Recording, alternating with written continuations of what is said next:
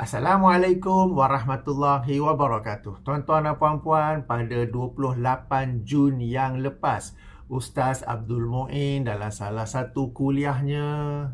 Sebelum tu kenal ke Ustaz Abdul Muin? Kalau tak kenal, saya bagi intro yang ringkas ya. Ustaz Abdul Muin bin Abdul Rahman adalah salah seorang ustaz di Malaysia yang bermanhaj sunnah dan juga memperjuangkan sunnah Rasulullah sallallahu alaihi wasallam. Ada banyak kuliah-kuliah beliau di YouTube dan beliau banyak memberi fokus kepada kuliah-kuliah tadabbur Al-Quran. Tuan-tuan dan puan-puan, tadabbur Al-Quran ini adalah satu perkara yang sangat penting. Selain kita ini beriman kepada Al-Quran, kita membaca Al-Quran dengan tajwid yang betul, kita juga dituntut untuk mentadabbur Al-Quran. Bahkan dalam surah Muhammad ayat nombor 24, Allah SWT ada mengkritik orang yang tidak mahu mentadabbur Al-Quran ya. Yang ini dengan firman-Nya, afala yatadabbarunal Qur'ana am ala qulubin aqfaluha. Apakah mereka ini tidak mahu mentadabbur Al-Quran ataukah hati mereka ni telah terkunci? Jadi tuan-tuan dan puan-puan, kita baca Quran kan? Okey, alhamdulillah. Tapi ada tadabbur tak? Kalau tak ada tadabbur Quran tu, kenapa? Mungkinkah hati kita ini sudah terkunci? Tidak kan? Saya yakin tuan-tuan dan puan-puan semua adalah dari kalangan yang rajin mentadabbur Al-Quran. Cuma lazimnya bila tadabbur Al-Quran ni kita baca-baca, yang faham bahasa Arab, baca bahasa Arab. Yang tak pandai bahasa Arab, baca yang terjemahan, baik yang Inggeris, baik yang bahasa Melayu, baik yang dalam bahasa Indonesia. Sambil baca-baca tu tak dapat pula nak tangkap permata-permata daripada Al-Quran tersebut. Okey? Jadi dalam rangka kita hendak tadabbur Al-Quran, sangat saya anjurkan tuan-tuan dan puan-puan mengikuti kuliah-kuliah tadabbur oleh Ustaz Abdul Muin bin Abdul Rahman. Okey? Jadi dalam kuliah-kuliah beliau, selain kita dapat belajar tadabbur Al-Quran, kita juga dapat belajar bahasa Arab Al-Quran, dan di celah-celah itu juga beliau ada banyak menyelitkan ilmu-ilmu lain yang bermanfaat tentang sunnah, tentang kehidupan dan sebagainya. Di bahagian description, saya ada bagi link kepada video beliau. Channel YouTube-nya Ghulam Al-Dakwah, itu NGO dakwah beliau. Sila subscribe, sila follow dan sila tonton video-video kuliah-kuliah tadabbur Al-Quran beliau ya. Baik, kembali kepada topik asal. Pada 28 Jun tahun 2022, beliau ada membuat satu kuliah tentang Asmaul Husna dan tentang nama Allah Ya Latif. Nama Allah Al-Latif ya. Kemudian beliau juga ada menyentuh dalam kuliah tersebut tentang satu amalan yang agak sebati di kalangan sebahagian masyarakat umat Islam di Malaysia, yang ini berzikir dengan nama Allah seperti Ya Latif, Ya Latif, Ya Latif. Lalu beliau menerangkan bahawa tidak ada zikir sedemikian daripada sunnah Rasulullah sallallahu alaihi wasallam. Dalam link yang saya bagi di bahagian description, sila tonton pada minit 1 jam, 10 minit, 52 saat. Atau kalau klik terus pada link itu, ia akan bawa terus kepada point ataupun pada masa di mana Ustaz Abdul Muin menyentuh tentang perkara ini ya. Jadi ini kuliah beliau pada 28 Jun dan seterusnya pada 7 Julai 2022, Ahli Sunnah Wal Jamaah Research Group telah memuat naik di laman Facebook mereka sebuah kritikan ilmiah ataupun lebih tepat pencerahan buat saudara Abdul Muin tentang zikir dengan Ya Latif. Okey, sekali lagi link bagi pencerahan ataupun kritikan ilmiah yang dilakukan oleh pihak ARG saya bagi di bahagian description. Maka video saya ini pula ialah respon atau react ataupun kritikan ilmiah saya ke atas kritikan ilmiah pihak ARG ya. Okay, Ahli Sunnah Wal Jamaah Research Group diringkaskan sebagai ARG. Jadi sebelum menonton video saya ini, saya ajak tuan-tuan dan puan-puan pertama menonton terlebih dahulu video asal Ustaz Abdul Muin. Kemudiannya membaca pula kritikan ilmiah oleh Ahli Sunnah Wal Jamaah Research Group dalam topik ini. Kemudian barulah tonton video saya ini. Okey, baik. Sebelum bermula, ingin saya memberikan beberapa poin penting sebagai mukadimah. Tadi tu pun mukadimah juga. Okey, mukadimah yang kedua pula. Beberapa poin penting. Saya ini bukanlah wakil kepada Ustaz Abdul Muin. Bukanlah juga mewakili Ustaz Abdul Muin. Walaupun kita sama-sama bermanhaj sunnah, Alhamdulillah. Tetapi video ini adalah di atas kapasiti peribadi saya.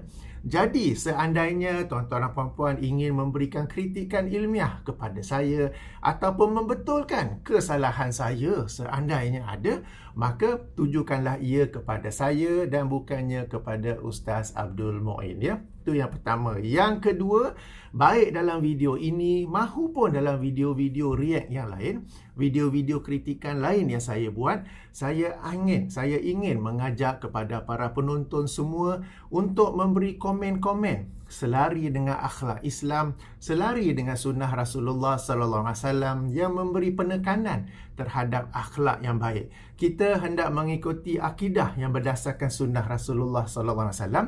Kita hendak beribadah mengikut sunnah Rasulullah sallallahu alaihi wasallam, maka hendaklah juga kita ini berakhlak mengikut akhlak Rasulullah sallallahu alaihi wasallam. Jadi, baik dalam video ini mahupun dalam video-video react saya yang lain, kritikan-kritikan saya yang lain, saya menyeru kepada para penonton untuk memberi komen-komen yang komen ilmiah dialu-alukan, pembetulan ilmiah dialu-alukan, kritikan ilmiah dialu-alukan, dan selainnya itu pastikan kita ini berada di atas akhlak yang selari dengan sunnah Rasulullah sallallahu alaihi wasallam. Apatah lagi dalam isu yang sedang saya bincang ini, kalau kita baca penjelasan daripada pihak ARG, mereka memberi penjelasan yang ilmiah tanpa apa-apa kritikan yang berlebih-lebihan ataupun apa-apa kritikan yang menyalahi akhlak yang baik, ya. Jadi ayuh kita menjadikan perkara seperti ini satu perbincangan, satu kritikan yang ilmiah dan bukannya cela-mencela dengan bahasa-bahasa yang kotor lagi kesat, ya. Okey, baik.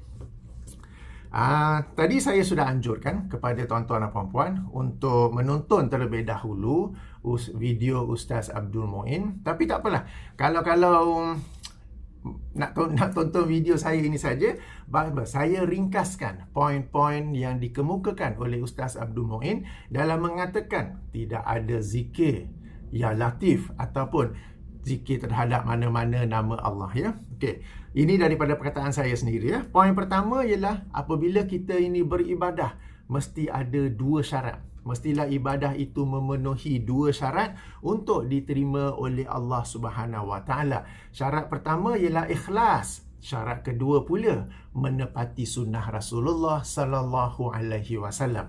Jika seseorang itu beribadah, apa jua ibadah pun yang tidak selari dengan sunnah Rasulullah sallallahu alaihi wasallam, maka ia tertolak. Ini berdasarkan hadis Nabi sallallahu alaihi wasallam yang sangat masyhur dalam Sahih Muslim nombor 3243, atau jika mengikut penomboran Syarah Sahih Muslim oleh Imam An-Nawawi nombor 1718, di mana Rasulullah sallallahu alaihi wasallam bersabda, "Man amila amalan laisa alaihi amruna fahuwa raddun."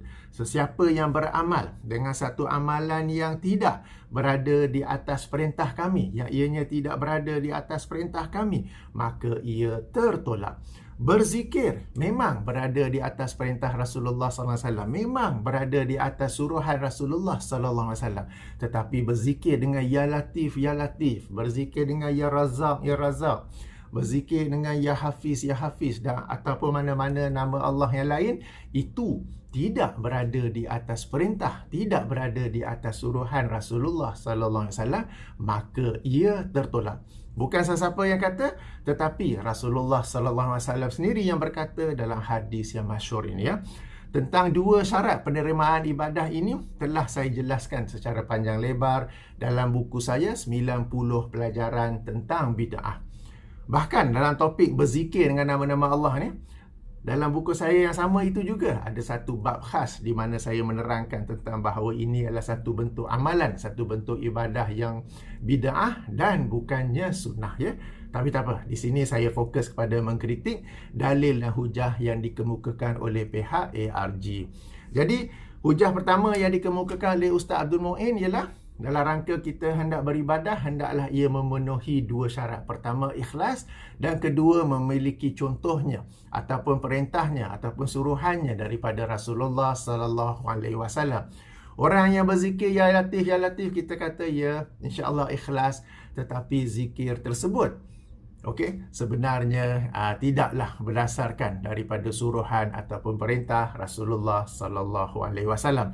Meskipun hadis yang saya bacakan tadi itu menyebut perintah di sini boleh membawa maksud hukum yang sunat mahupun yang wajib, ya. Okey. Poin yang kedua yang ditekankan oleh Ustaz Abdul Muin ialah zikir itu mestilah dalam jumlah ayat yang lengkap. Kalau kita mengkaji zikir-zikir yang diajarkan, yang dianjurkan, yang diamalkan oleh Rasulullah sallallahu alaihi wasallam, ia dalam ayat yang lengkap, dalam jumlah ayat yang lengkap. Kita tidak akan menemui bahawa Rasulullah sallallahu alaihi wasallam berzikir Allah, Allah sahaja. Tapi sebaliknya ia lengkap. Sebagai contoh subhanallah, sebagai contoh alhamdulillah, sebagai contoh Allahu akbar, sebagai contoh la haula wala quwata illa billah. Tak ada Allah, Allah, Allah sahaja. Tak ada latif, latif, latif sahaja. Tak ada ya razak, ya razak, ya razak sahaja. Okey, jadi ini belah bezanya. Okey, poin yang ketiga, apabila Allah menyuruh kita untuk berdoa, apabila menyentuh isu ini dalam Al-Quran, Allah menyuruh kita berdoa dengan nama-nama Allah dan bukannya berzikir dengan nama-nama Allah. Sila rujuk ayat yang dimaksudkan, yang ini surah Al-A'raf, surah yang ke-7 ayat 180, dan juga surah Al-Isra, surah yang ke-17 ayat 110, ya. Satu contoh yang saya teringat saat ini, sebuah hadis riwayat Imam At-Tirmizi.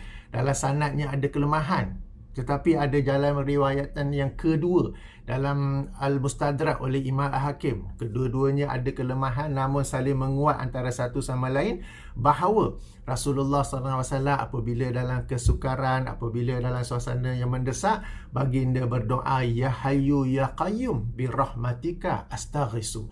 Ya Hayyu Ya Qayyum, dengan rahmat engkau aku memohon pertolongan engkau daripada kesukaran ini. Ini contoh bagaimana Nabi SAW berdoa dengan nama-nama Allah. Okey, jadi Al-Quran menyuruh kita berdoa dengan nama Allah dan bukannya berzikir dengan nama Allah. Bukannya menyebut Ya Hayyu Ya Qayyum sebanyak 100 kali ke, 200 kali ke, 70 kali ke, ya. Baik. Poin yang seterusnya yang dikemukakan oleh Ustaz Abdul Muin ialah, jika kita mengkaji hadis-hadis Nabi sallallahu alaihi wasallam, Nabi telah pun mengajar kita, mencontohkan kepada kita, menganjurkan kita zikir-zikir yang sahih, yang sahih daripada Allah SWT, dan ianya juga diikuti dengan keterangan tentang keutamaan ataupun kelebihan zikir-zikir tersebut. Okey, sebagai contoh, ya, dalam riwayat Imam Al-Bukhari, 2 kalimah yang ringan di bibir tapi berat di timbangan amal lagi dicintai oleh Allah SWT, ya, subhanallah wa bihamdi dan subhanallahil azim. Jadi ini zikir yang Rasulullah ajar, dan di samping itu ada juga keutamaannya. Okey, satu contoh lain riwayat Imam Al-Bukhari juga.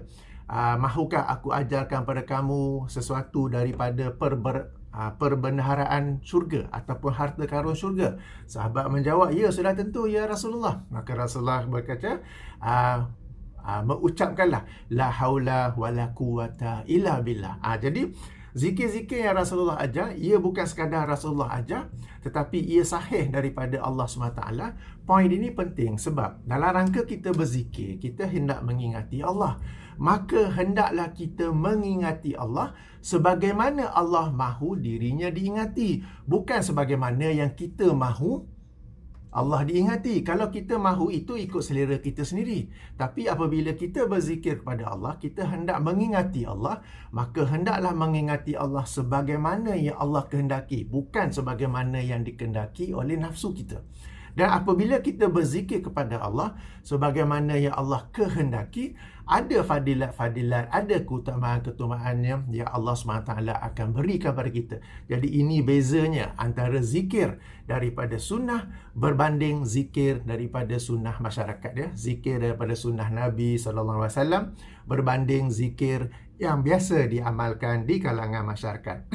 Baik, poin-poin ini saya sebut secara ringkas saja sebab saya sendiri telah sebut dalam buku saya 90 pelajaran tentang bid'ah, dan saya juga telah sebut sebelum ini dalam video yang lain ketika saya mengulas, ketika saya mengkritik zikir hu dan zikir ah.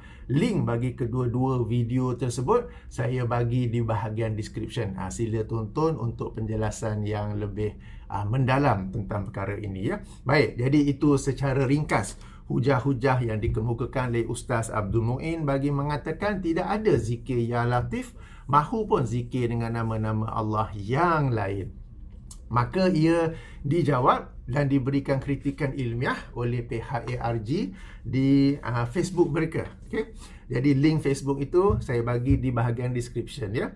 Ayuh mari sama-sama kita baca sekarang ni dan kita membuat kritikan ilmiah pula. Baik. Zikir dengan Ya Latif, pencerahan buat saudara Abdul Muin. Okey, lagi tepat Ustaz Abdul Muin. Okey, pertama, zikir dengan Asma Husna Allah, contohnya Ya Latif, Ya Hayyu, Ya Qayyum dan lain-lain, adalah tidak bercanggah dengan syariah atau sunnah. Sama ada Asma Husna tersebut berlaku dalam konteks doa atau zikir. Okey, yang ini nanti kita sama-sama semak ya, poin pertama ini.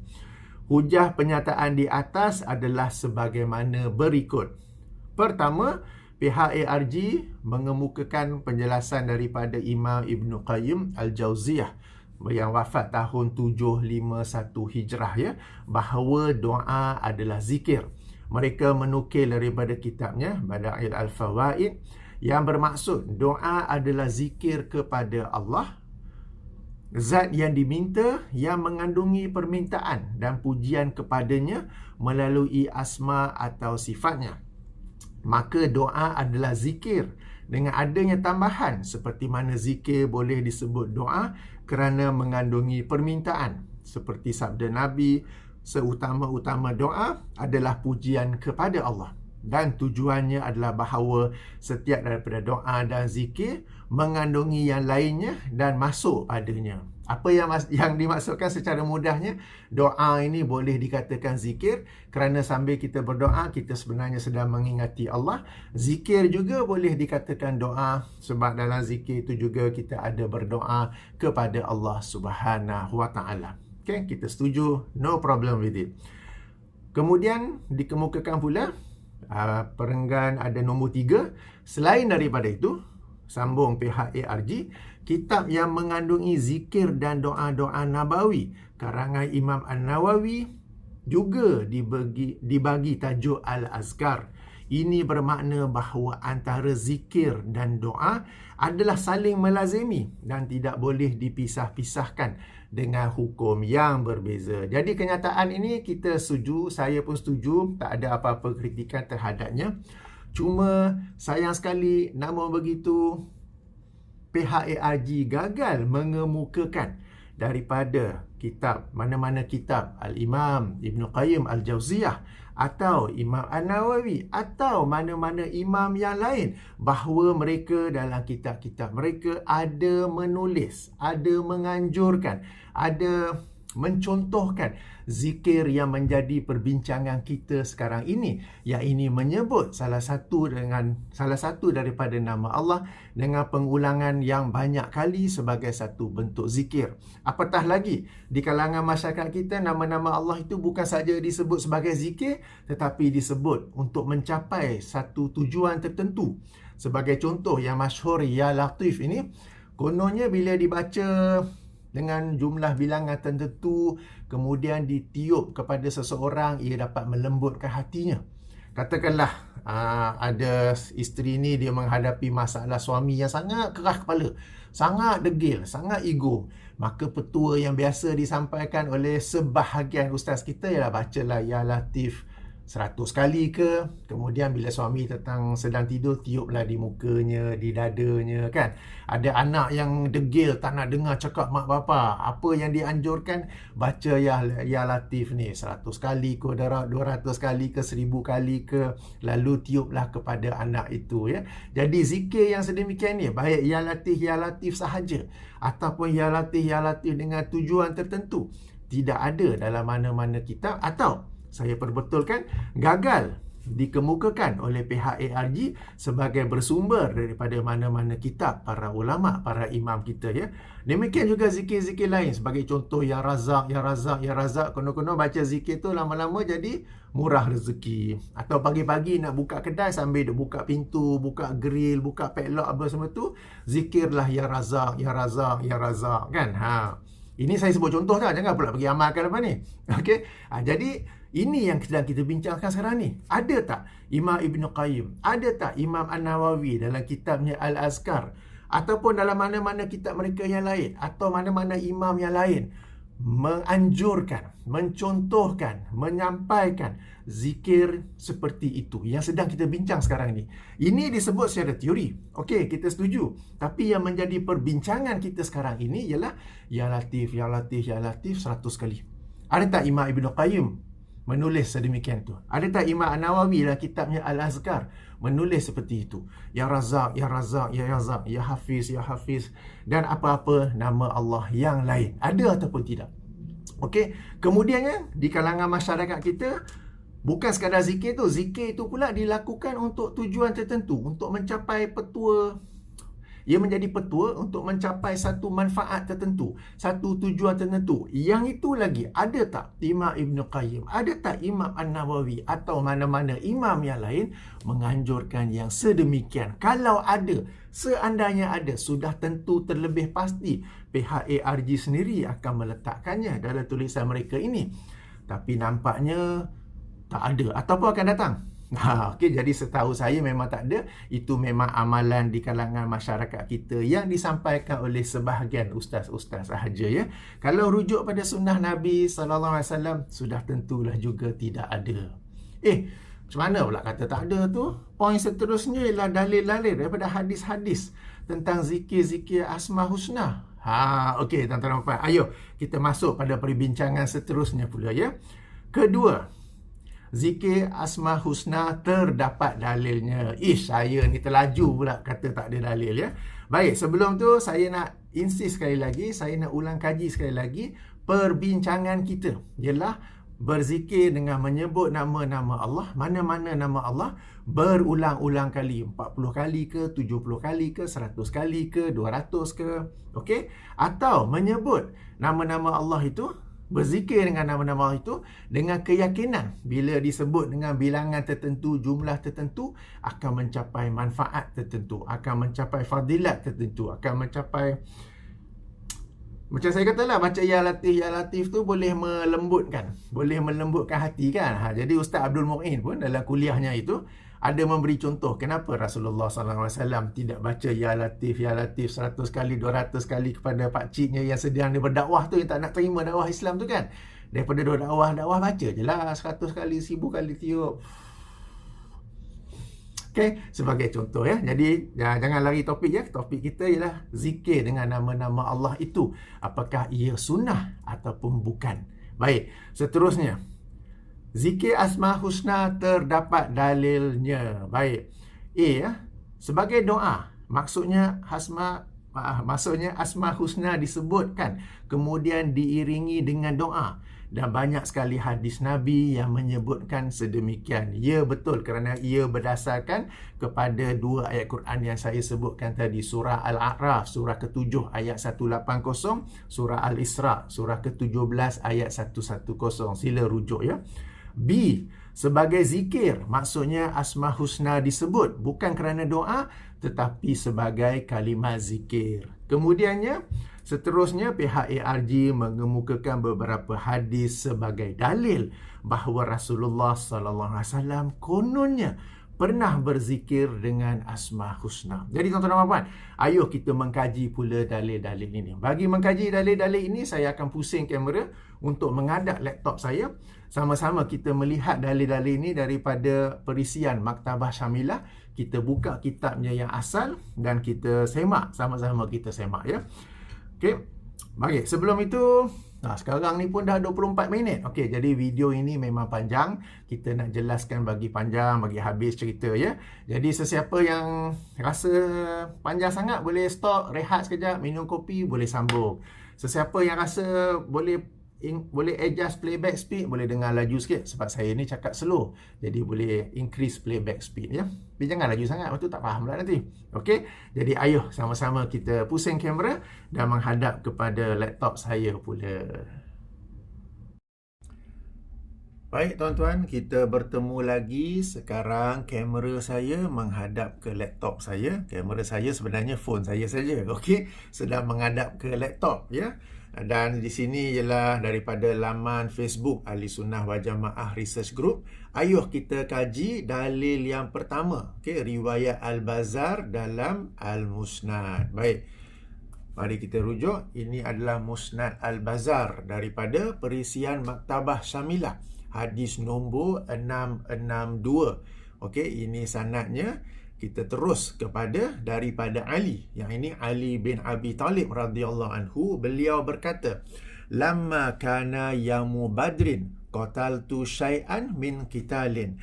Tatkala pada hari perang Badar, aku turut serta dalam peperangan. Summa ji'tu musri'an li anzura ma fa'ala Rasulullah sallallahu alaihi wasallam. Kemudian aku bersegera untuk pergi melihat apakah yang sedang dilakukan oleh Rasulullah sallallahu alaihi wasallam. Yang ni sedang perang tu, Ali terfikir untuk lihat apakah yang sedang dilakukan oleh Rasulullah, maka beliau pun bersegera untuk pergi berjumpa dengan Rasulullah sallallahu alaihi wasallam. Faji'tu fa iza huwa sajidun. Maka aku menemui baginda sedangkan baginda saat itu sedang sujud.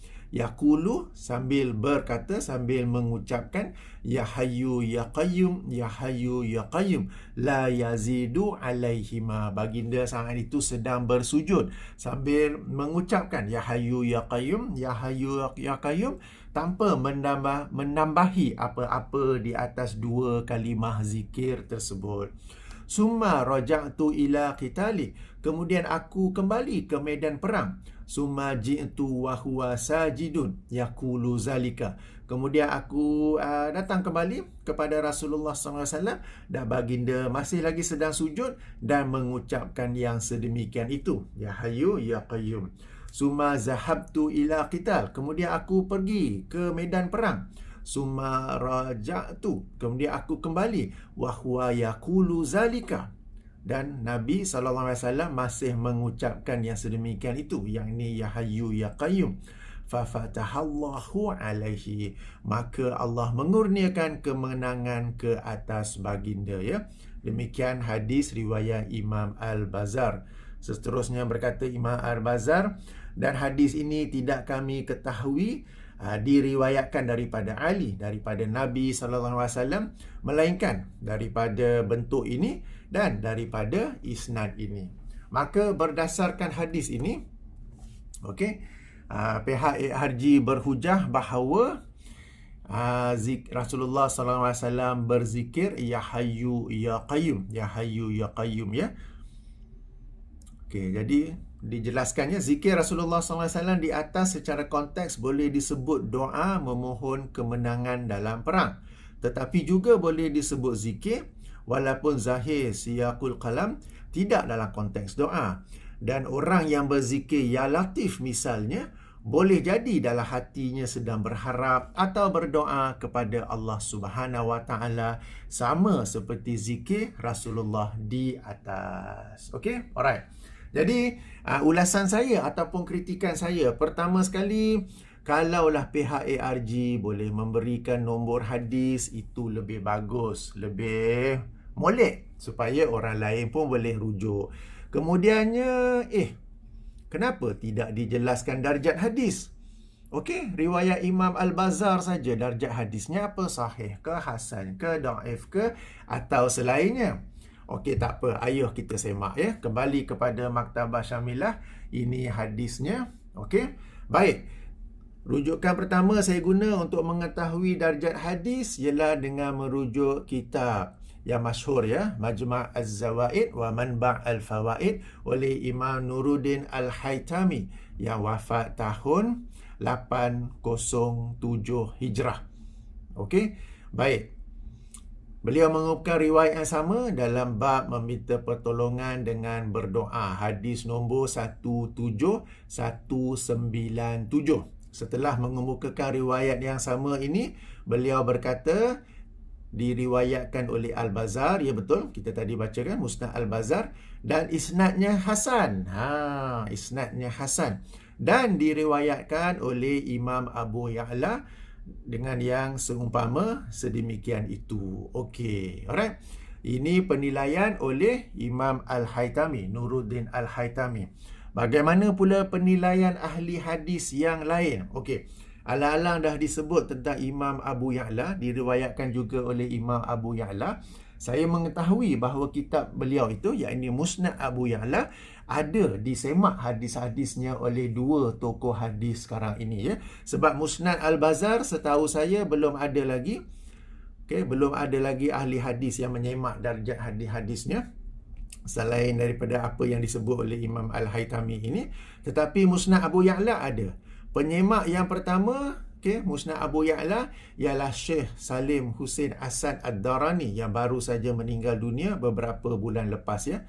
Okey, jadi kita sedang rujuk sekarang Musnad Abu Ya'la dengan tahqiq oleh Hussein Salim Asad, Ad-Darani, yang wafat 1443 Hijrah, baru saja wafat. Beliau seorang ahli hadis yang banyak jasanya dalam menyemak hadis-hadis Rasulullah sallallahu alaihi wasallam. Selain Musnad Abu Ya'la, ada juga Sunan Ad-Darimi dan sebagainya, ya. Jadi setelah mengemukakan riwayat yang sama, hadis nombor 530, ya, daripada Ali bin Abi Thalib, perang Badar, kemudian kembali pada Nabi SAW, sedang sujud dan mengucapkan Ya Hayyu Ya Qayyum. Ali kembali ke medan perang, balik, dan Nabi SAW masih melakukan yang sedemikian sehinggalah Allah memenangkan Rasulullah ke atas peperangan tersebut.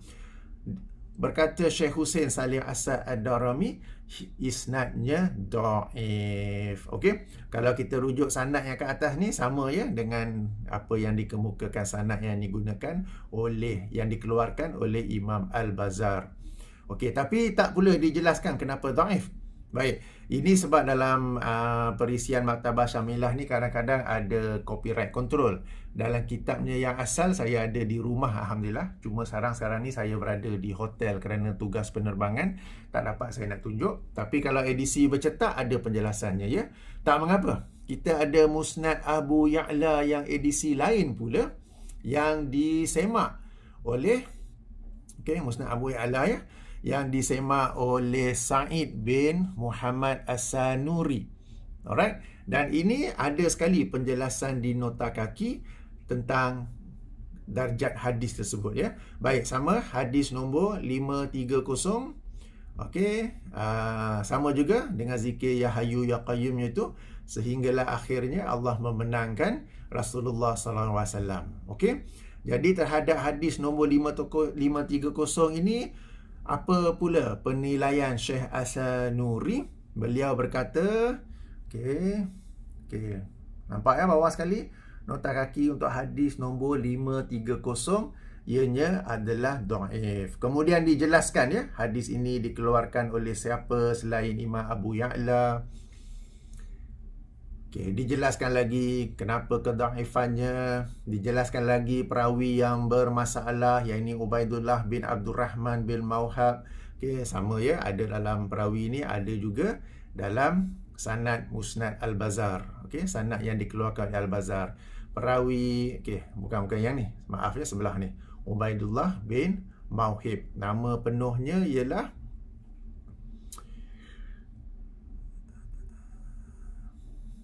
Ubaidullah bin Abdul Rahman bin Mauhib. Perawi yang kedua pula yang bermasalah, Ismail bin Aun. Seorang yang majhul. Ada tak dalam sanad ni? Sama juga, ya, Ismail bin Aun, seorang perawi yang majhul. Jadi meskipun sedang merujuk pada Musnad Abu Ya'la, sanadnya sama juga. Habis tu macam mana pula? Tadi kan Imam Al-Haytami telah berkata sanadnya hasan. Ini imam besar ni. Imam besar ni, Nuruddin Al-Haytami. Berkata pentahqiq ini Syekh As-Sanuri di bahagian akhir nota kakinya, boleh nampak, ya, bawah sekali. Okey, dan hadis ini disebut oleh Al-Haytami dalam kitabnya Al-Majma'. Kemudian berkata diriwayatkan oleh Al-Bazzar dengan sanad yang hasan. Aku berkata, bukan saya, okey. Pentahqiq kitab Musnad Abu Ya'la ni berkata, dan inilah, dan selain ini sedia dimaklumi bahawa Al-Haytami ini tasahul. Tasahul ni maksudnya bermudah-mudahan dalam menilai darjat hadis. Apabila kita mengkaji tentang manhaj seseorang ahli hadis dalam menilai darjat hadis atau mengkritik perawi hadis, ia boleh dibahagi kepada 3. Ada yang begitu tegas, ada yang begitu sederhana.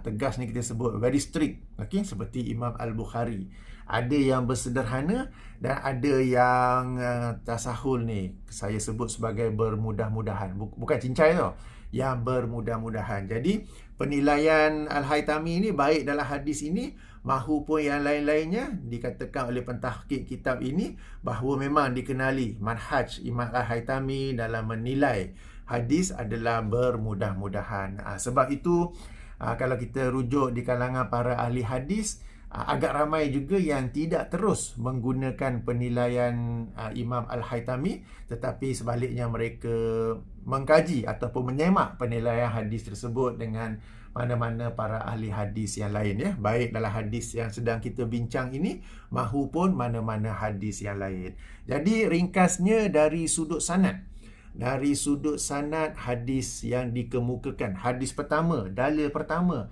yang dikemukakan oleh pihak ARG, sanadnya adalah dhaif. Kemudian tuan-tuan dan puan-puan, bila saya bacakan matannya tadi, yakni teks hadis, ada tak perasan sesuatu keanehan, sesuatu kejanggalan pada matan tersebut? Okey, di sini sekali lagi Musnad Al-Bazzar, ya. Ali bin Abi Thalib menerangkan tak kala hari perang Badar, ya, dan Ali pun turut sertalah dalam peperangan tersebut, kan. Kemudian dia terfikir nak tengok apa Rasulullah sedang buat. Lalu dia pun segera pergi jumpa dan mendapati Rasulullah sedang sujud sambil berdoa atau berzikir ya Hayyu ya Qayyum. Kemudian Ali kembali balik. Okey, ya Hayyu ya Qayyum tanpa menambah apa-apa di atas keduanya. Kemudian Ali kembali ke medan perang. Kemudian balik jumpa, nak tengok Rasulullah buat apa, dan Rasulullah masih sedang sujud sambil mengucapkan yang sama, ya Hayyu ya Qayyum. Kemudian pergi balik ke medan perang. Ali pergi balik ke medan perang. Kemudian balik nak tengok Rasulullah buat apa, dan wa huwa yaqulu zalika, masih mengucapkan yang sama, sehinggalah fafatahallahu alaihi, sehinggalah Allah mengurniakan kemenangan ke atas baginda. Nampak tak? Boleh tangkap tak sesuatu keanehan, sesuatu kejanggalan dalam teks hadis ini? Saya bagi 1 minit untuk tuan-tuan puan-puan cuba teka, cuba fikir. Kalau salah tak apa. Okey, nanti saya jelaskan.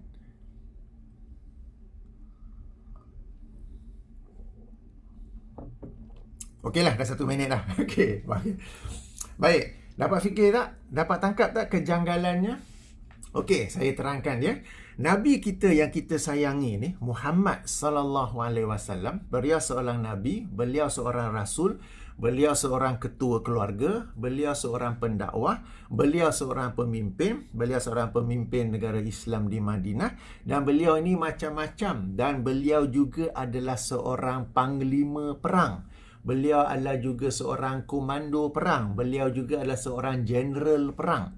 Memang baginda SAW banyak berdoa kepada Allah, dan baginda sendiri menerangkan bahawa posisi sujud ini adalah kedudukan yang paling hampir seorang hamba dengan Allah.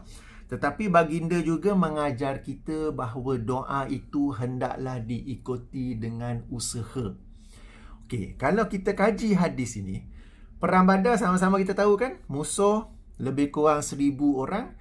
Di kalangan umat Islam lebih kurang 300 orang saja. Sementara 300 orang sedang berperang melawan yang 1,000 tu, Ali bin Abi Thalib ni boleh pula ulang-alik mai tengok Nabi buat apa. Macam umat Islam yang 1,000, musuh 300. Padahal terbalik, kan? Musuh yang 1,000, tentera Islam yang 300. Okey, Kemudiannya Nabi SAW, macam saya kata, baginda seorang panglima perang, baginda seorang general. Bukan macam general sekarang ni. General sekarang ni dia duduk dekat bilik, ada aircon apa, dia punya tentera yang pergi perang. Tapi Nabi SAW, baginda sendiri yang memimpin peperangan tersebut. Tetapi dalam riwayat ni baginda sedang sujud berdoa. Nampak tak keanehannya itu? Padahal Nabi SAW adalah juga seorang pejuang, adalah juga seorang mujahid, dan baginda juga akan memimpin peperangan itu. Tak adalah suruh tentera umat Islam pergi perang, baginda sedang sujud saja. Okey, nampak tak kejanggalannya itu? Dan perkara ini bukan sembang kari, bukan sembang dalca, bukan sembang kurma. Saya bagi bukti daripada riwayat lain, ya. Okey, Musnad Ahmad, hadis nombor 1042, edisi tahqiq, saya makan Syekh Syuaib Al-Arnaud dan juga rakan-rakannya, ya. Hadis nombor 1042, di mana berkata Ali, sekali lagi, Ali bin Abi Talib, beliau berkata, lamma hadaral ba'su yauma badrin ittaqaina bi Rasulillahi sallallahu alaihi wasallam wa kana min asyaddin nas ma kana aw lam yakun ahadun aqraba ilal musyrikina minhu. Nota kaki nombor 1, darjatnya, isnadnya sahih. Okey, dan penjelasan panjanglah. Okey, tak apa.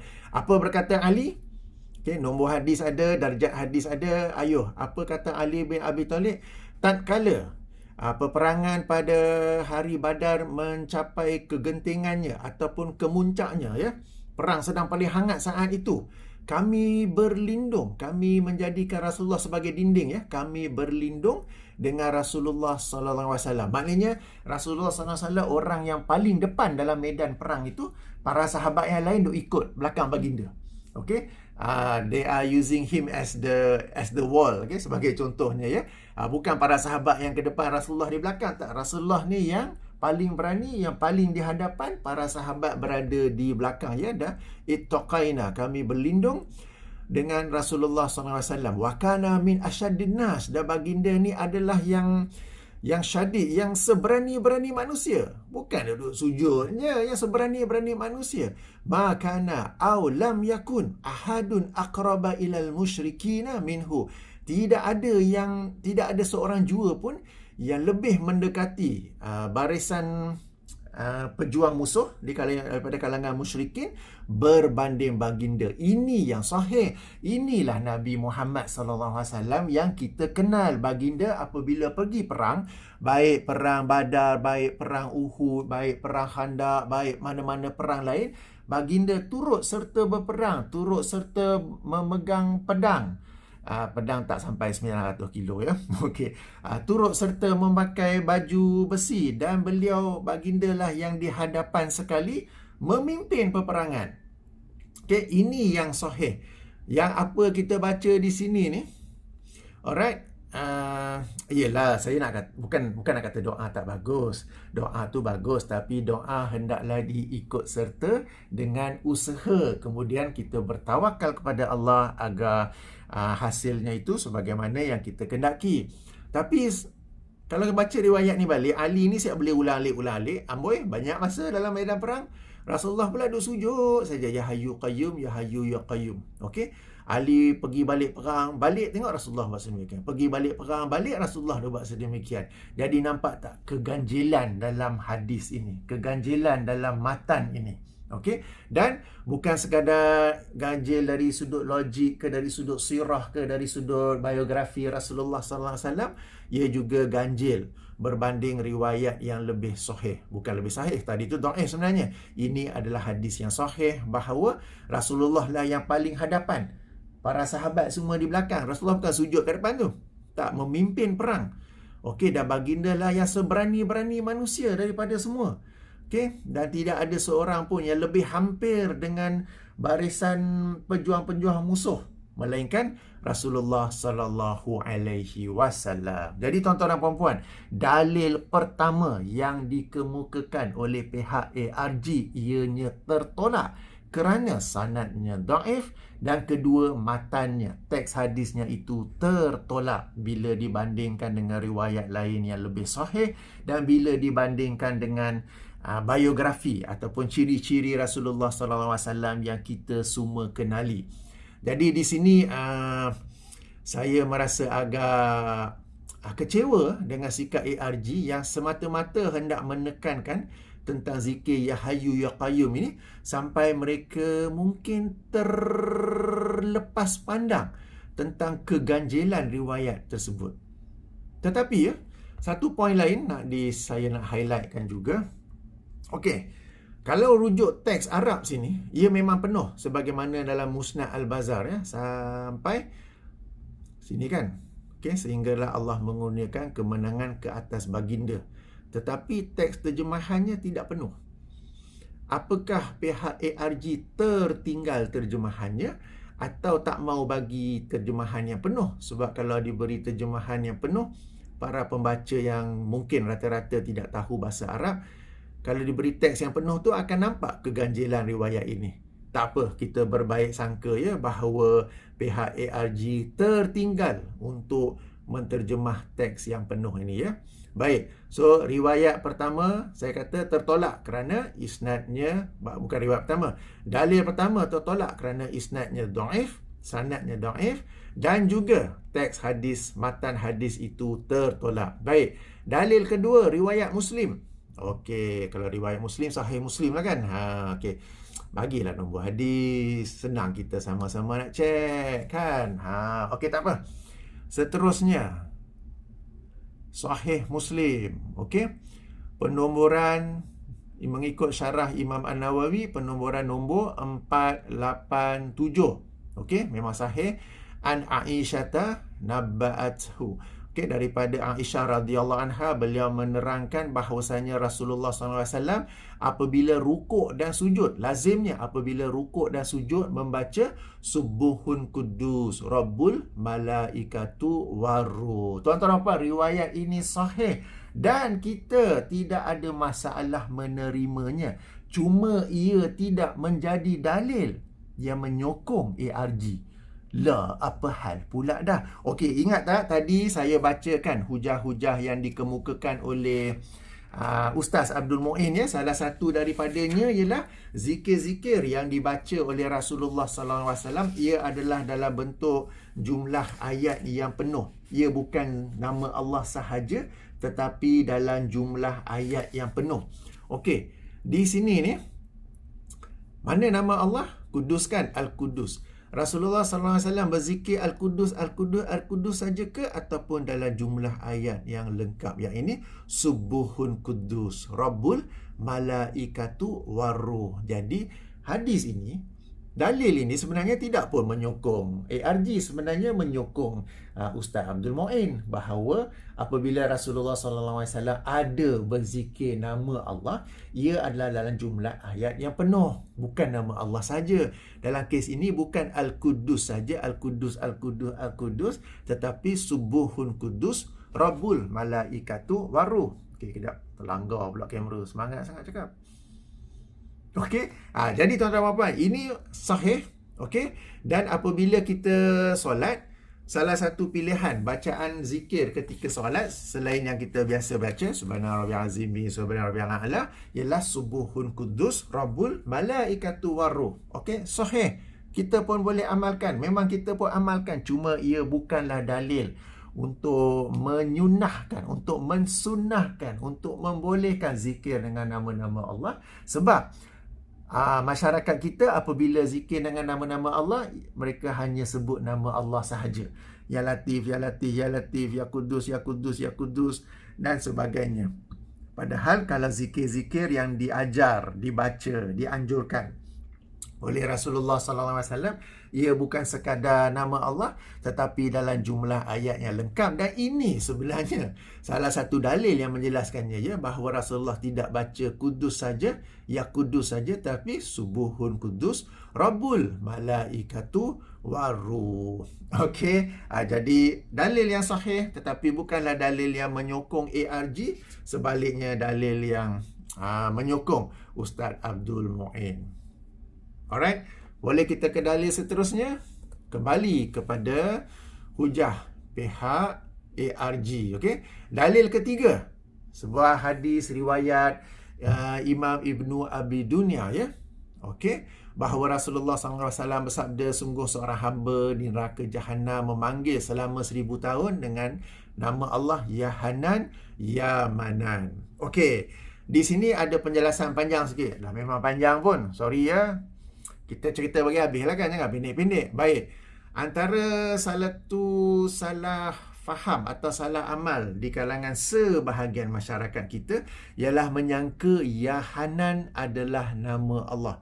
Okey, sebenarnya yang sahih, sebab apabila kita sebut nama-nama Allah, ia hendaklah berdasarkan daripada dalil-dalil yang sahih, kerana ia adalah sesuatu dalam topik akidah. Bila kita bincang akidah, mestilah daripada dalil yang sahih. Yang sahih ialah Ya Manan ataupun Al-Manan. Ini memang merupakan salah satu daripada nama Allah. Ada pun Ya Hanan, ada beberapa hadis yang menyebutnya, tetapi setahu saya tidak ada yang sahih. Okey, apakah dalil bagi Ya Manan? Apakah dalil bahawa Al-Manan itu adalah nama Allah? Salah satu daripada dalilnya, okey, hadis riwayat Imam Abu Daud. Okey, nombor 1495 daripada Sunan Abu Daud. Okey, di mana ada seseorang itu yang berdoa. Okey, yang berdoa, dia menyebut, Allahumma inni as'aluka bi anna lakal hamdu la ilaha illa antal manan antal mannanu badi'us samawati wal ard ya zal jalali wal ikram ya hayyu ya qayyum. Faqala, bila mendengar sedemikian, maka faqala Nabi sallallahu alaihi wasallam, mendengar sedemikian, Rasulullah sallallahu alaihi wasallam bersabda, laqad da'allaha bi ismihil azim allazi iza du'iya bihi ajabah wa iza su'ila bihi a'ta. Nabi SAW bersabda, demi sesungguhnya dia telah berdoa kepada Allah dengan nama-namanya yang azim, yang agung, yang apabila dia meminta, berdoa dengannya, pasti akan dimakbulkan, dan apabila dia meminta dengannya, pasti akan dikurniakan. Okey, hadis ini sahih. Okey, berkata Imam Al-Albani, hadis ini sahih. Baik, mungkin ada yang kata, Al-Albani tukar jam, tak mau pakai. Okey, mari kita rujuk penilaian ahli hadis yang lain. Kitab Sunan Abu Daud. Ada edisi lain yang ditahqiq oleh Syekh Shu'aib Al-Arnaud. Okey, mari kita rujuk. Cari kejap. Sunan Tirmizi, Sunan Abu Daud. Okey, oleh Syekh Shu'aib Al-Arnaud, ya. Hadis nombor 1495. Okey, 1495. Alright, tutup ini, saya besarkan supaya semua orang boleh nampak. Okey, kita confirm dulu. Alright, Sunan Abu Daud, tahqiqnya Syekh Shu'aib Arnaud dan Muhammad Kamil Qarubilali. Okey, right. Okey, tutup balik yang ini. Nampak ya, hadis nombor 1495 saya sudah besarkan.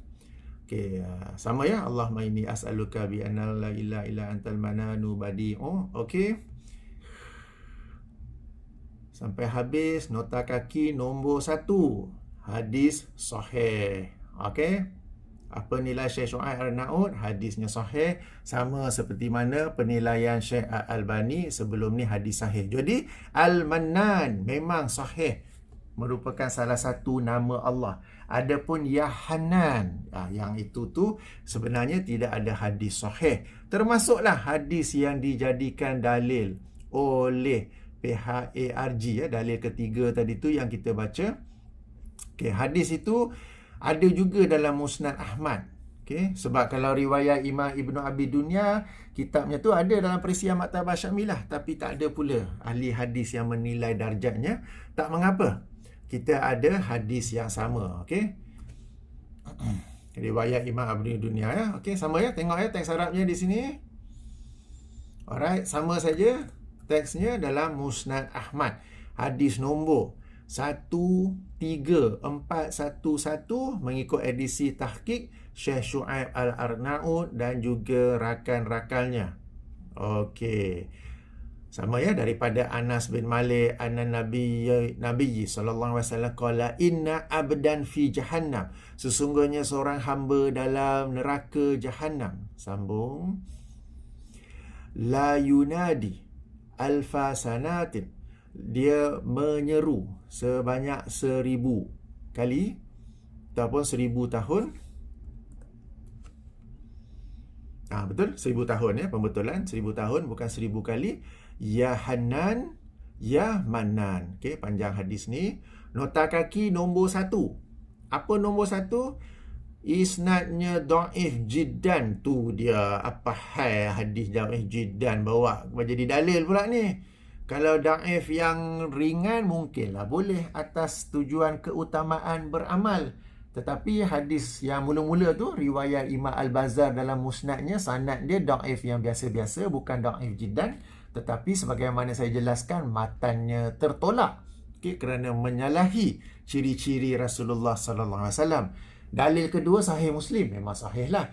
Dalil ketiga ni yang menyeru selama 1000 tahun ni, Ya Hanan, Ya Manan. Okey. Dhaif jiddan. Apa bawa riwayat dhaif jiddan sebagai dalil ni? Okey. Bukan sekadar itu, macam saya katakan ya, Ya Hanan ni tak ada hadis sahih yang menerangkan bahawa salah satu nama Allah ialah Ya Hanan. Jika sesiapa yang tahu boleh membetulkan saja. Ya Manan memang sahih, sebagaimana salah satu contoh yang saya bawa tadi daripada Sunan Abu Daud.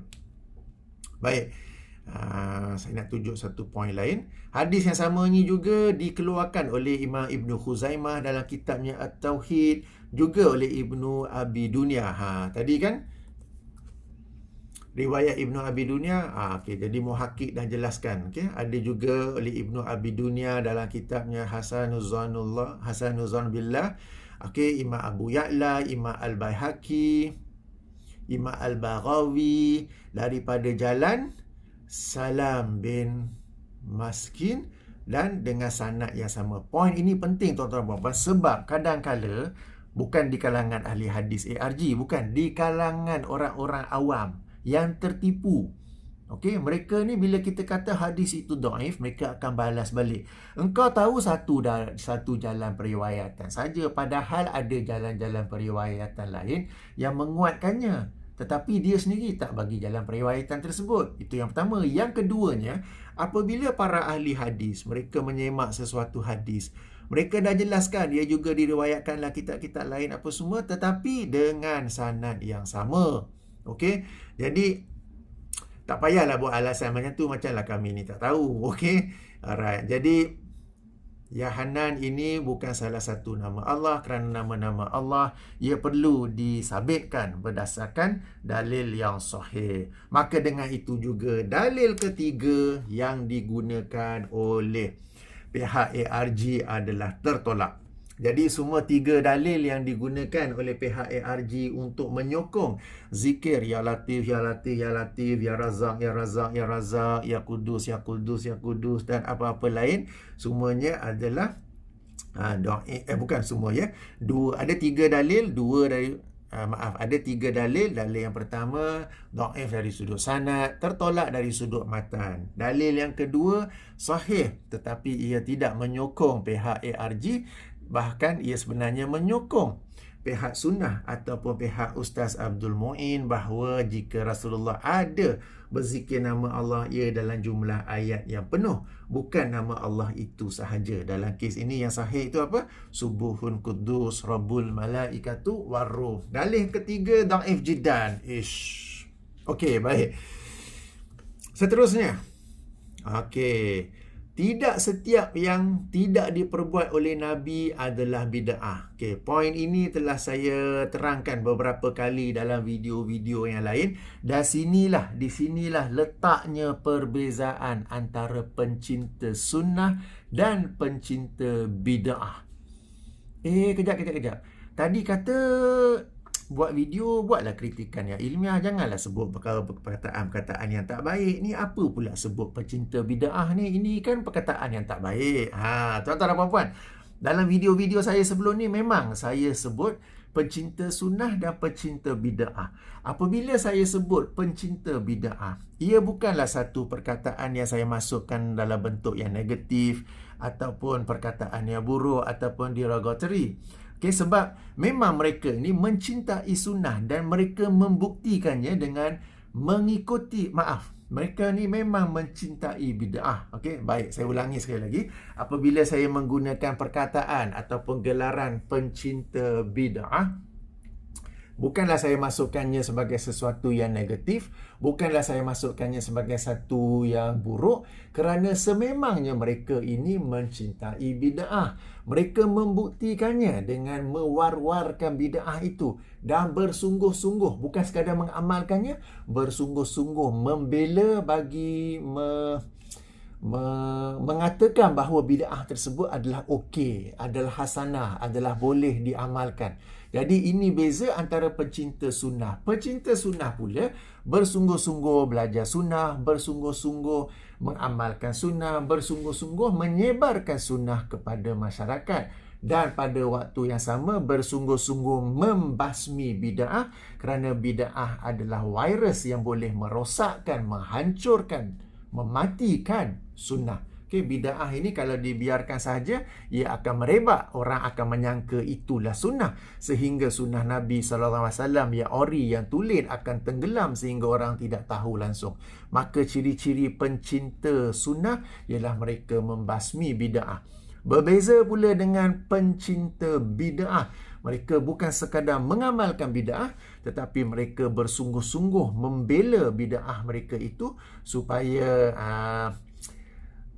nak kata hasanah ke, nak kata it is okay tu duit lah. Dan antara hujah para pencinta bid'ah ialah mereka berkata, ya, Nabi tak buat, tapi tak bererti jangan buat, tidak bererti ia adalah bid'ah. Maka sekali lagi saya jawabkan bahawa peranan ataupun tugas Muhammad sallallahu alaihi wasallam ialah sebagai seorang rasul Allah yang membawa risalah Islam kepada umat Muhammad ni lah, kepada kita ini.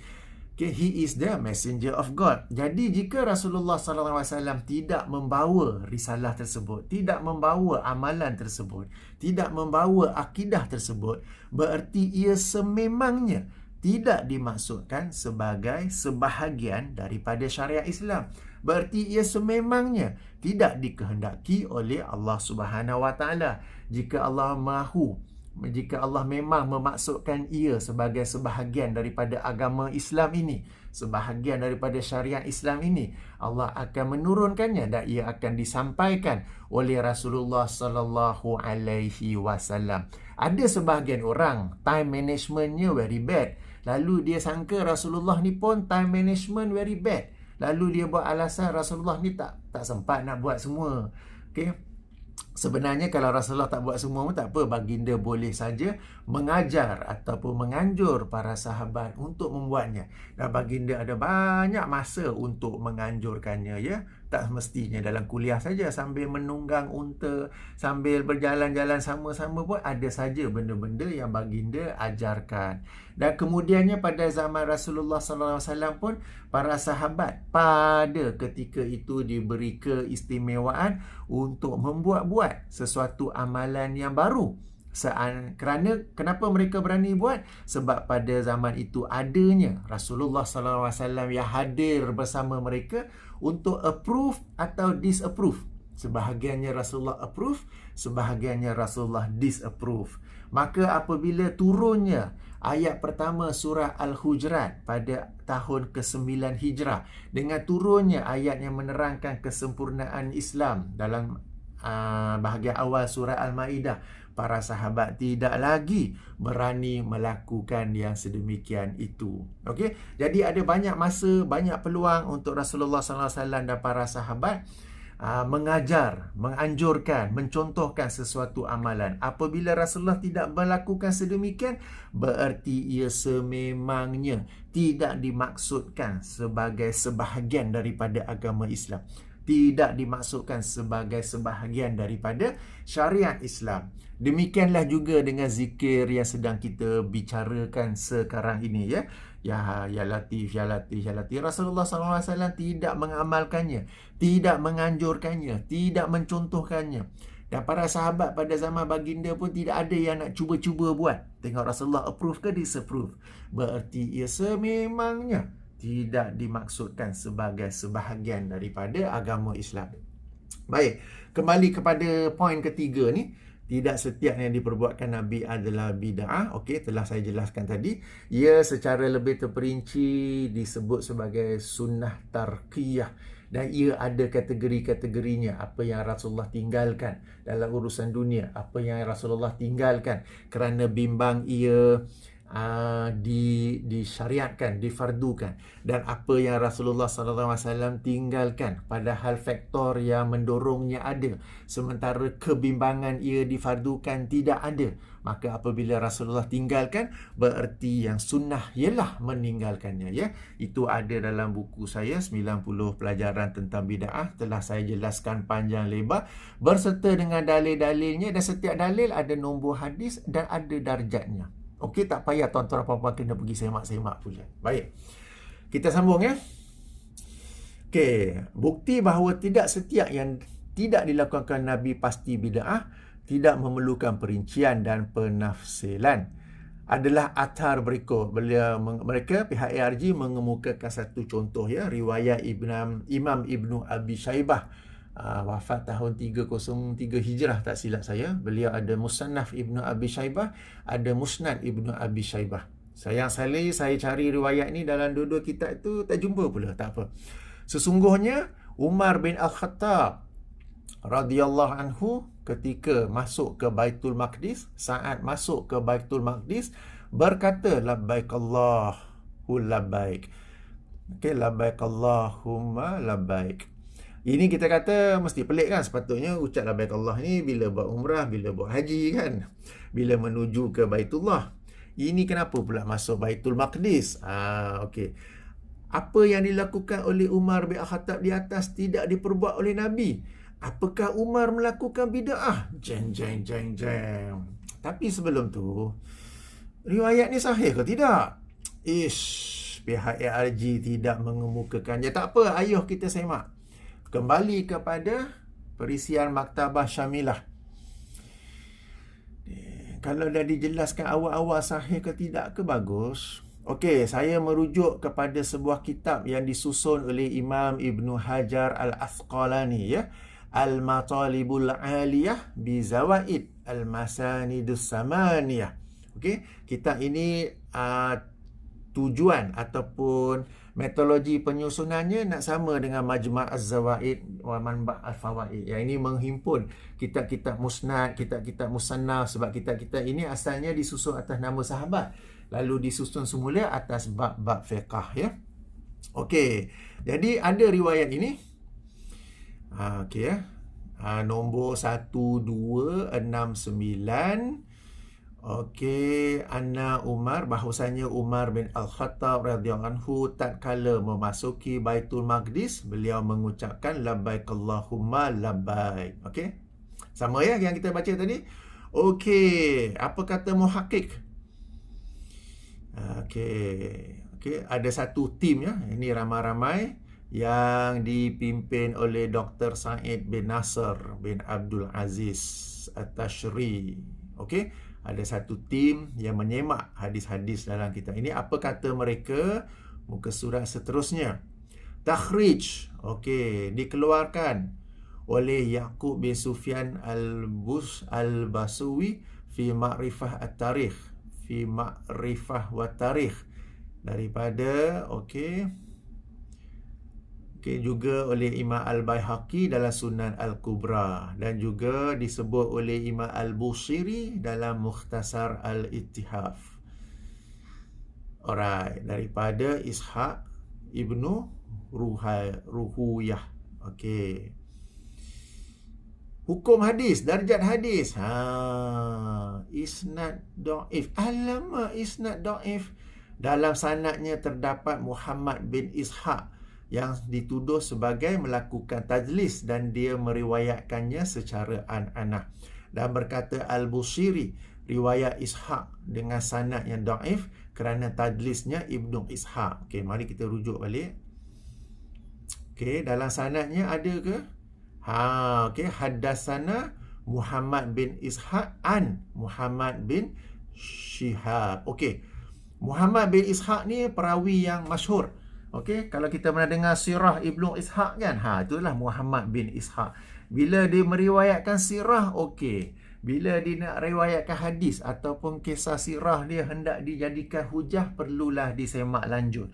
Muhammad bin Ishaq ini secara mudah ya, dari sudut jarah wa ta'dilnya secara mudah, hadis-hadis, riwayat-riwayat dibawanya bertaraf hasan dengan syarat. Baca bagi habis dulu, dengan syarat dia meriwayatkannya dengan menyebut haddasana ataupun akhbarana, tak boleh an, kerana dia dituduh melakukan tadlis. Tadlis ni dia menipu nama gurunya. Dia bukan riwayat daripada orang tu, tapi dia sebut nama orang tu supaya riwayat dia tu ada nilainya, ada credibility ya. Okey, itu syarat pertama. Syarat yang kedua, riwayat yang dibawanya tidak menyelisihi mana-mana riwayat lain yang lebih sahih, yang lebih kuat ya. Dalam kes ini Muhammad ibnu Ishaq meriwayatkan dengan menggunakan an. Kalau dalam bidang hadis, dalam bidang takhrij hadis, jarah wa ta'dil, perawi yang dituduh dengan tadlis, jika diriwayatkan dengan perkataan an di sini, ia tidak diterima. Kalau akhbarana, haddatsana, akhbarani, haddatsani, baru sahaja diterima. Jadi inilah sebagaimana yang dijelaskan oleh tim yang menemakkan itu. Dalam sanadnya ada Muhammad bin Ishaq, seorang mudallis, okey, dan dia meriwayatkannya secara an-anah. Okey, inilah yang maksudnya tu. Alright. Jadi riwayatnya dhaif dan jadi tak betul lah contoh yang dibawa ya, bahawa Umar Ibnul Khattab tak kala memasuki Baitul Maqdis mengucapkan labbaik Allahumma labbaik. Dhaif lagi. Okey, sangat banyak riwayat atau asar sahabat dan tabi'in yang melakukan sesuatu, sama ada zikir atau doa, yang tidak dilakukan oleh Rasulullah sallallahu alaihi wasallam. Okey, tuan-tuan dan puan, ini penting dan sini letaknya beza antara pencinta sunnah dan selainnya. Pencinta sunnah apabila membaca riwayat daripada para sahabat bahawa mereka melakukan sesuatu ibadah, okey, tanpa mereka menyandarkannya kepada Rasulullah sallallahu alaihi wasallam, ia pada hakikatnya adalah sesuatu yang mereka pelajari, sesuatu yang mereka ambil, sesuatu yang mereka contohi daripada Rasulullah sallallahu alaihi wasallam, meskipun mereka tidak menyebutnya, meskipun mereka tidak menyandarkannya kepada Rasulullah. Okey, ini kerana para sahabat adalah mereka yang bersungguh-sungguh berpegang kepada sunnah dan bersungguh-sungguh membasmi bid'ah. Saya bagi contoh, baru-baru ini kita baru saja kan 1 hingga hari ini pun 13 Zulhijjah lagi. Dan di bulan Zulhijjah ini kita banyak bertakbir, ada takbir mutlak, yang ini pada bila-bila masa dari 1 hingga 13 Zulhijjah. Ada takbir muqayyad, yang ini setelah solat fardu daripada subuh 9 Zulhijjah sehinggalah ke asar 13 Zulhijjah. Okey, tentang takbir itu, lafaz-lafaz takbir yang sahih yang diamalkan oleh para sahabat seperti Abdullah ibnu Mas'ud, Abdullah ibnu Abbas dan Salman Al-Farisi radhiyallahu anhum. Mereka melafazkan takbir itu tanpa menyandarkannya kepada Rasulullah. Meskipun mereka tidak menyandarkannya, sama-sama kita meyakini sebagai para pecinta sunnah bahawa apa yang mereka lafazkan itu adalah sesuatu yang mereka ambil, mereka belajar, mereka praktikkan bersama pada zaman Rasulullah sallallahu alaihi wasallam ketika baginda masih hidup dahulu. Sama juga riwayat-riwayat dalam Musannaf Ibnu Abi Syaibah, Musannaf Abdul Razak, Sunan Al-Kubra Imam Al-Baihaqi dan selainnya ya, bahawa para sahabat mulai subuh 9 Zulhijjah sehingga ke asar 13 Zulhijjah mereka bertakbir selepas solat-solat fardu. Apabila mereka bertakbir tu, Mereka tak ada pula kata Rasulullah berbuat sedemikian. Tetapi kita sebagai para pencinta sunnah, kita meyakini pada hakikatnya itu adalah apa yang mereka pelajari, apa yang mereka ambil, apa yang mereka praktikkan bersama pada zaman Rasulullah sallallahu alaihi wasallam. Meskipun ketika melaksanakannya mereka tidak menyandarkannya kepada Rasulullah. Demikianlah itu sebagai contoh. Demikian juga contoh-contoh lain seperti mana yang dikatakan oleh pihak ARG, sangat banyak riwayat. Okey, jadi memang banyak pun, tetapi semua itu sebab para sahabat ini, mereka ini pada waktu yang sama, kalau kita kaji riwayat-riwayat lain, ada orang pada zaman mereka buat sesuatu yang tidak berasal daripada Rasulullah. Mereka tegur kenapa buat sedemikian. Contoh yang masyhur tu, ada orang yang bersin kan di sisi Abdullah ibnu Umar. Bila bersin tu dia jawab yang lain pula, bukan sebagaimana yang Rasulullah ajar. Terus ditegur oleh Abdullah ibnu Umar. Pada zahirnya nampak macam cakap tak sama bikin. Kan? Orang lain nak buat amalan sendiri tak boleh, dia buat sendiri boleh.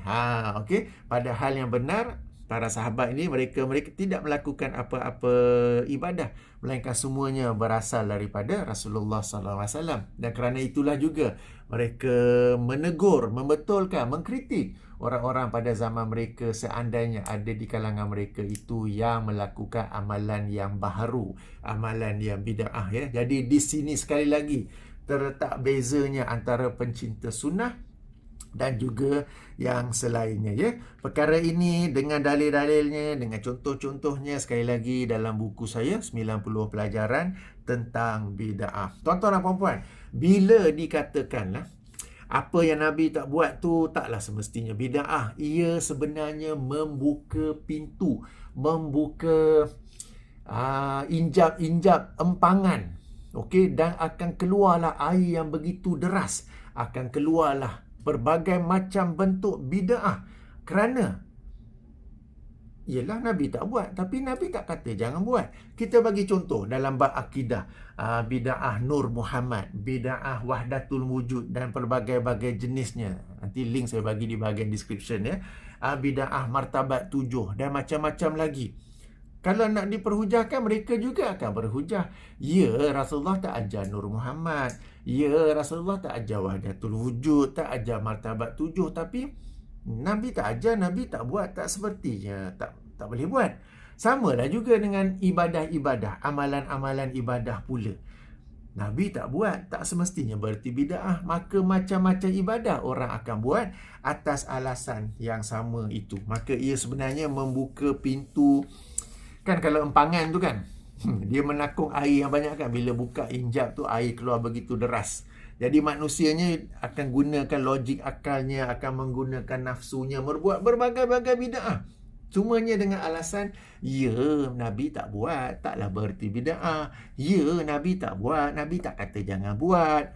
Kan? Sebab itulah, tuan-tuan puan-puan, jika anda mengkaji di kalangan para pencinta bid'ah, apabila berlaku sesuatu bid'ah di negara kita yang tersayang ni, di Malaysia, jarang-jarang anda dapati mereka menegur ataupun mengkritik bid'ah tersebut.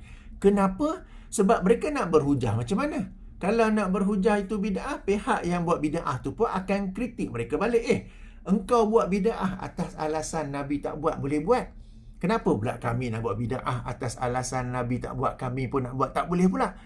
Kamu buat bid'ah boleh, kami buat bid'ah tak boleh. Sebab itu, sekali lagi saya ulangi, para pencinta bid'ah sekarang ni macam-macam bid'ah akidah, macam-macam bid'ah amalan ibadah berlaku. Tetapi para pencinta bid'ah tidak menegur. Kenapa?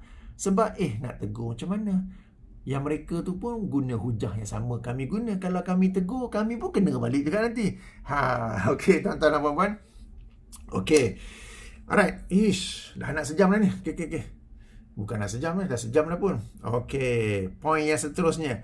Perintah zikir adalah mutlak. Okey, ini beza antara ahli sunnah dan selainnya. Tuan-tuan dan puan, kenapa kita disebut ahli sunnah? Kerana kita merujuk kepada sunnah. Kerana sunnah Nabi SAW adalah penjelas kepada Al-Quran. Berdasarkan surah An-Nahl ayat nombor 44, bahawa antara tugas, antara peranan Nabi SAW ialah menjelaskan Al-Quran. Bahkan jika berlaku khilaf, berlaku perselisihan dalam memahami Al-Quran, maka sama juga surah An-Nahl ayat 64. Jika ada perselisihan pun, rujuklah penyelesaiannya kepada penjelasan Nabi SAW. Okey. Jadi dalam Al-Quran memang terdapat perintah untuk memperbanyakkan zikir. Betul. Okey. Perintah tersebut berlaku mutlak. Kalau berlaku mutlak jika kita rujuk kepada Al-Quran sahaja. Tetapi kita sebagai ahli sunnah, sebab tu disebut ahli sunnah. Kenapa? Kerana kita merujuk pada sunnah Nabi. Okey, maaf. Salah satu sebab kenapa disebut ahli sunnah dan bukannya ahli Quran ialah kerana kita menggunakan sunnah Nabi untuk menjelaskan Al-Quran. Sebab Al-Quran ni saja memang ada perkataan perintah yang bersifat mutlak, sehingga jika dirujuk kepada Al-Quran sahaja, every Tom, Dick and Harry, setiap Acong, Arumugam dan Ahmad akan mengeluarkan tafsiran amalan yang berbeza-beza, akidah yang berbeza-beza daripada ayat-ayat yang bersifat mutlak tersebut. Maka kita merujuk kepada sunnah kerana sunnah itu menjelaskan apa yang dimaksudkan oleh Al-Quran, ya. Jadi dalam kes ini memang dalam Al-Quran terdapat perintah untuk memperbanyakkan zikir. Tapi zikir tu macam mana? Sama juga dalam Al-Quran terdapat banyak ayat yang waqimus solah, tapi nak solat tu macam mana? Okey, ada perintah puasa Ramadan sebagaimana yang difardukan ke atas umat sekalian, umat-umat sebelum kalian. Tetapi puasa Ramadan yang diperintahkan ke atas kita, umat Muhammad, ciri-cirinya macam mana? Sifat-sifatnya macam mana? Kita rujuk kepada sunnah Nabi SAW. Demikian juga perintah zakat, waqimus solah wa atuz zakat. Zakat tu macam mana? Kita ikut sunnah Rasulullah SAW. Demikian juga ada haji, ada umrah. Macam mana haji dan umrah? Kita ikut sunnah Nabi SAW. Jadi betul, terdapat perintah zikir yang bersifat mutlak dalam Al-Quran, dan bezanya kita ahli sunnah, kita menggunakan sunnah Nabi SAW untuk menjelaskan bagaimanakah mempraktikkan zikir itu. Dan zikir itu yang diajar oleh Rasulullah SAW sebagaimana yang sampai kepada kita dalam hadis-hadis yang sahih. Ia bukanlah untuk kita ambil pada face value, mutlak bolehlah kita nak berzikir macam mana pun. Alright. Jadi tuan-tuan dan puan-puan, ini penjelasan saya kepada poin yang ke-6. Alright. Jadi habislah, ya, disediakan oleh unit penyelidikan Ahli Sunnah Wal Jamaah Research Group. Okey. Jadi tuan-tuan dan puan-puan, demikianlah kritikan ulasan saya ke atas jawapan ataupun pencerahan Ahli Sunnah Wal Jamaah ke atas Ustaz Abdul Muin tentang zikir ya latif ataupun mana-mana zikir dengan nama-nama Allah sahaja, ya. Moga-moga bermanfaat. Jadi ringkasnya sebagai kesimpulannya, hujah-hujah yang dikemukakan oleh Ustaz Abdul Muin adalah kuat, adalah berasas, dan ia adalah juga hujah yang sama dikemukakan oleh mana-mana tokoh ahli sunnah yang lain, ya, tokoh-tokoh pejuang sunnah yang lain, bahawa ibadah itu mesti mengikuti dua syarat, ikhlas dan juga mengikuti sunnah Nabi SAW. Zikir mestilah dalam jumlah ayat yang lengkap. Al-Quran menyuruh kita berdoa dengan nama Allah, bukan berzikir dengan nama Allah. Dan zikir yang Nabi ajar itulah yang sahih, yang ada kelebihannya. Adapun kritikan ilmiah ataupun pencerahan ilmiah yang telah dilakukan oleh pihak ARG, ia memang pada zahirnya nampak ilmiah, tetapi sebagaimana saya katakan, Imam Ibn Qayyim, Imam An-Nawawi mahupun mana-mana imam yang lain, setahu saya tidak ada yang menganjurkan zikir dengan nama-nama Allah sebagaimana yang diamalkan oleh masyarakat kita. Apatah lagi zikir itu dilakukan dengan keyakinan, dengan tujuan untuk mencapai tujuan-tujuan tertentu, ya. Sebagai Ya Latif ni, sebagai contoh, Ya Latif baca 100 kali, tiuplah kepada anak yang degil lah, katakan. So anak tu pun jadi lembut. Silap-silap jadi lembut yang lain pula kan. Okey, kemudian dikemukakan beberapa dalil. Dalil pertama riwayat Imam Al-Bazzar dalam Musnad, sanadnya dhaif, matan hadis tertolak. Riwayat kedua daripada Sahih Muslim, memang sahih. Ia menguatkan hujah Ustaz Abdul Muin bahawa nama Allah itu dizikir dengan cara menyebut jumlah ayat yang penuh, bukan nama Allah sahaja. Dalam kes ini tidak disebut Kudus ya Kudus ya Kudus saja, tetapi Subuhun Kudus Rabbul Malaikatu Waruh. Dalil yang ketiga, dhaif jiddan, kemudiannya Ya Hanan bukanlah nama Allah, tetapi Ya Manan adalah nama Allah. Seterusnya, Umar Al-Khattab buat bid'ah masuk Baitul Maqdis, riwayat yang dhaif. Alright, dan perintah zikir adalah mutlak, betul. Sesuatu itu adalah mutlak, tetapi adanya sunnah Nabi SAW yang memperincikan kemutlakan tersebut. Maka kita sebagai ahli sunnah, kita menggunakan sunnah Nabi dalam rangka mempraktikkan perintah Allah di dalam Al-Quran. Baik tuan-tuan dan puan-puan, subhanakallahumma wa bihamdika asyhadu an la ilaha illa anta astaghfiruka wa atubu ilaika. Assalamualaikum warahmatullahi wabarakatuh.